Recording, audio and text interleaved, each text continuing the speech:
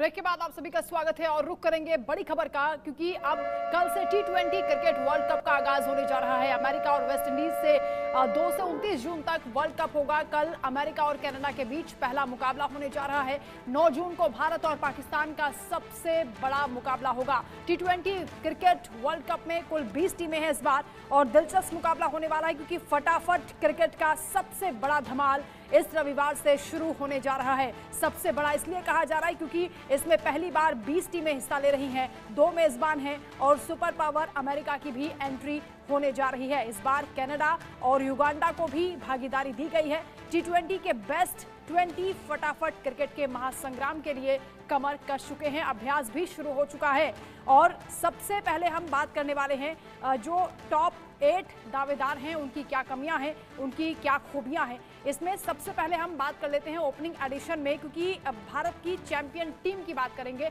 मनोज जोशी जी हमारे साथ हैं। Manoj ji, T20 world cup की शुरुआत कल से होने जा रही है, अभ्यास सत्र शुरू हो चुका है। किस तरह से आप देख रहे हैं टीम इंडिया की तैयारी को लेकर, और क्योंकि न्यूयॉर्क में ये पूरा आयोजन हो रहा है, वहां पर जो तैयारियां हैं उसे किस तरह से आंकते हैं आप?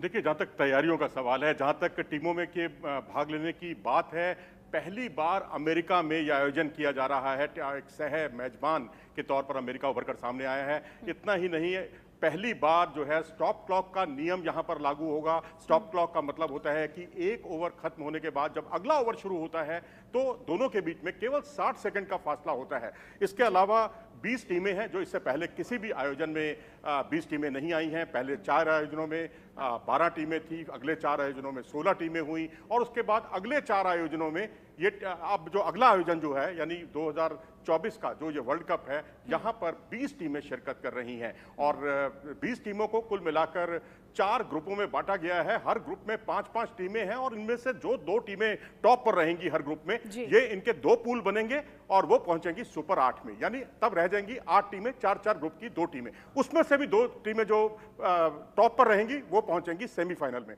और आपके सवाल का जो दूसरा हिस्सा है, भारतीय टीम को लेकर आपने पूछा, तो भारतीय टीम का 64.4% का रिकॉर्ड है जीत परसेंटेज। ये हम पिछला जो T20 वर्ल्ड कप हुआ था तब से लेकर अब तक जितने भी T20 वर्ल्ड कप के आयोजन हुए हैं या तब तक जितने भी T20 के मैचेस हुए हैं उसका आकलन है ये, और उस आकलन के आधार पर सबसे ऊपर है वेस्ट इंडीज, उसके बाद है ऑस्ट्रेलिया और भारत, दोनों बिल्कुल बराबर हैं, और उसके बाद नंबर आता है अन्य टीमों का। तो इसलिए भारत की दावेदारी काफी मजबूत है। बिल्कुल, ICC रैंकिंग में दुनिया की नंबर 1 टीम है भारतीय टीम, और क्योंकि अब तक 219 मैच खेले हैं जिसमें 140 जीते हैं, 68 हारे हैं। इस बार ये मुकाबला जो रोहित एंड कंपनी का होने वाला है, इसमें कौन कौन से खिलाड़ियों पर नजर रहेगी? हालांकि विराट कोहली को लेकर कहा जा रहा है कि खेलने की संभावनाएं कम है।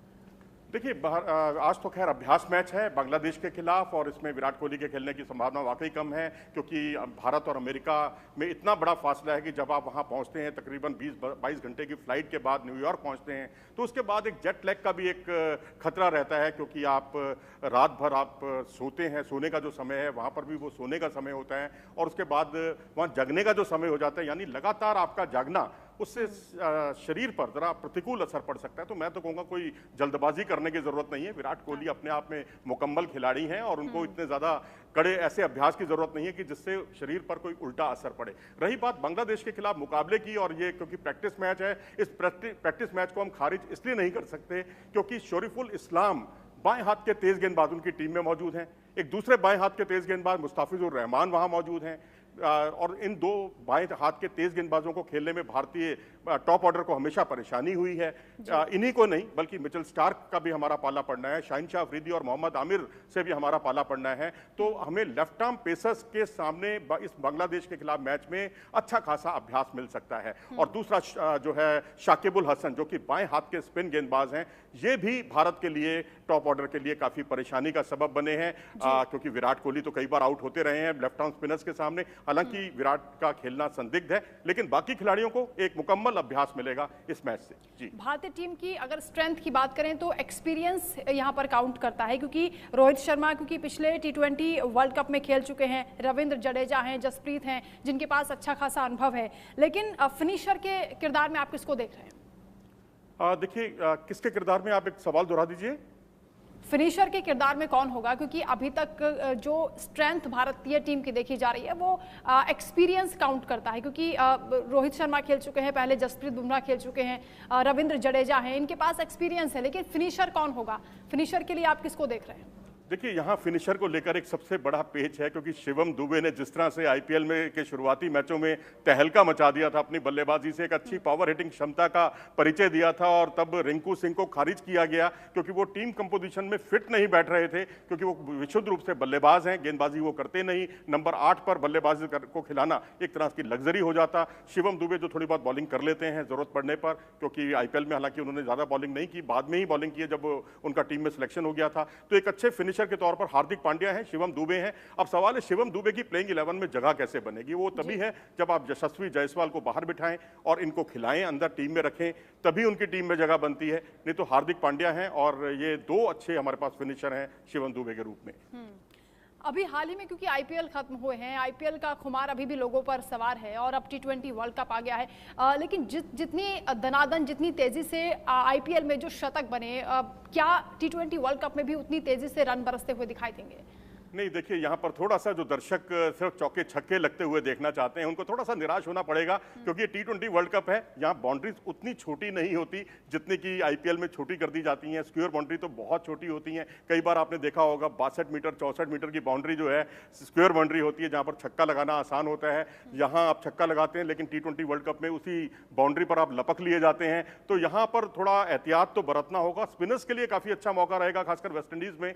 तो मैं तो कहूँगा कि यहाँ पर उतना बड़ा स्कोर आपको नहीं दिखेगा, जैसे आपने 287 रन बनते हुए देखे, जैसे आपने 277 रन बनते हुए देखे, 261 और 247 रन बनाने वाली टीमों को हारते हुए आपने देखा आईपीएल में। ऐसा कम से कम यहां होने वाला नहीं है, क्योंकि अब तक जितने भी आयोजन हुए हैं टी20 वर्ल्ड कप में, अगर आप उनका स्ट्राइक रेट देख लें, चाहे आप उनके अधिकतम रनों की संख्या को देख लें, तो यहां 200 रन भी यदाकदा ही पार होते हैं। जी, दिलचस्प बात यह है कि ये जो 20 टीमें हिस्सा ले रही हैं, इसमें कनाडा, यूएसए, नामीबिया, ओमान और नेपाल जैसी कमजोर टीमों को भी मौका मिल रहा है, यानी एक अच्छा चांस है खुद को प्रूव करने के लिए।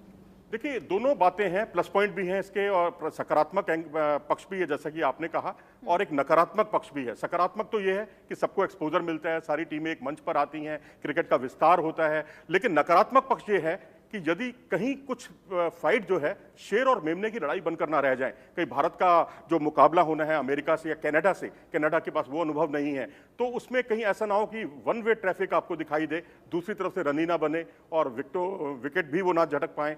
तो उस स्थिति में मैच बड़े वन साइडेड हो जाते हैं, उबाऊ हो जाते हैं, और हर कोई सिर्फ जीतने के लिए ही, जो दर्शक हैं वो नहीं आते कि उनकी टीम जीते, बल्कि वो इसलिए भी आते हैं कि उनको दोनों टीमों का एक अच्छा नज़ारा देखने को मिले, कितनी बॉल है, इतने रन हैं, और आखिरी ओवर में गेंद का मैच का फैसला हुआ है, और आखिरी गेंद पर मैच का फैसला होता है, तब तो धड़कनें बिल्कुल थम सी जाती हैं। तो वो रोमांच पब्लिक जो है देखना चाहती है। तो उस रोमांच की थोड़ी सी कमी यहाँ देखने को मिल सकती है, क्योंकि 11 एसोसिएट टीमें अगर एक साथ शिरकत करती हैं किसी आयोजन में, तो उसका मतलब है कि वहाँ एक्सपोजर तो है, लेकिन कुछ मैचों के वन साइडेड होने की भी संभावना से इनकार नहीं किया जा सकता। रोमांच कम हो सकता है। हालांकि आपकी इस बात से मुझे आईपीएल का जो फाइनल मुकाबला था केकेआर और सनराइजर्स हैदराबाद के बीच, वो याद आ गया। वो बात अलग है कि दोनों टीमें स्ट्रांग थी, लेकिन उतने अच्छे से हैदराबाद परफॉर्म नहीं कर पाई। लेकिन ये जो मुकाबले 20 टीमों के बीच होने वाले हैं, आप ये कह रहे हैं कि रोमांच कम हो जाएगा इन कमजोर टीमों की वजह से? क्योंकि कमजोर टीमें अगर कमजोर से खेलती हैं, दो मेमनों की लड़ाई होती है, बहुत मजा आता है। अगर शेर के सामने मेमना आता है ना, तो आपको लड़ाई देखने में वो मजा नहीं आता।